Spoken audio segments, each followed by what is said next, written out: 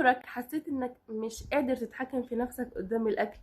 تكون قاعد عادي في امان الله وفجأة تلاقي نفسك فتحت التلاجة وكل اللي فيها اختفى.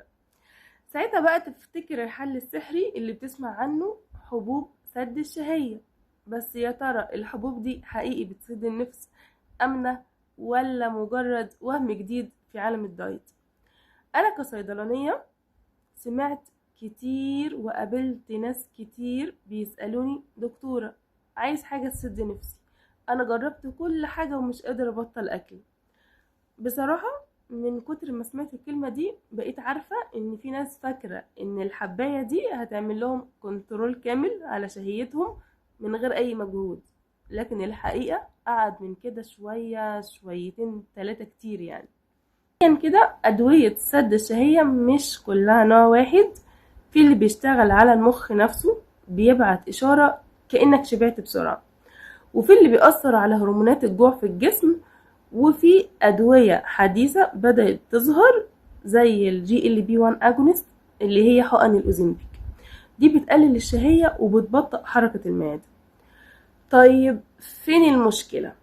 المشكلة ان الأدوية دي مش لكل الناس، ان الأدوية دي لها آثار جانبية، ولو أخدتها من غير إشراف طبي هتضرك أكتر ما تنفعك.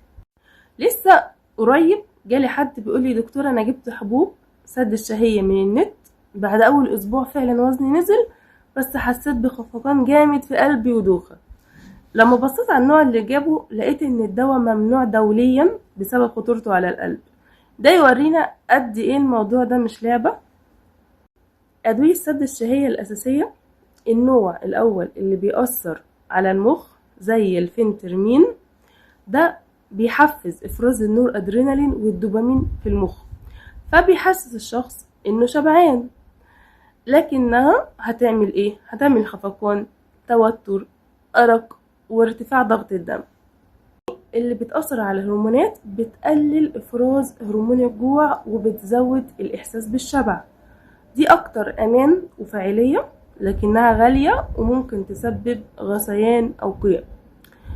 طيب تالت نوع من الأدوية دي المركبات الطبيعية أو الأعشاب زي الكافيين أو الألياف اللي بتنفش في المعدة وتدي إحساس مؤقت بالشبع. طبعا فعاليتها ضعيفة جدا لو هنقارنها بالأدوية الطبية. نوع من الأدوية دي منعا باتا مرضى القلب، مرضى الضغط العالي الغير متحكم فيه، المرضى النفسيين اللي بياخدوا أدوية معينة، وطبعا الحوامل والمرضعات عشان ناخدها من غير دكتور، لأنها ممكن تعمل مضاعفات خطيرة لفترة محدودة وتحت متابعة.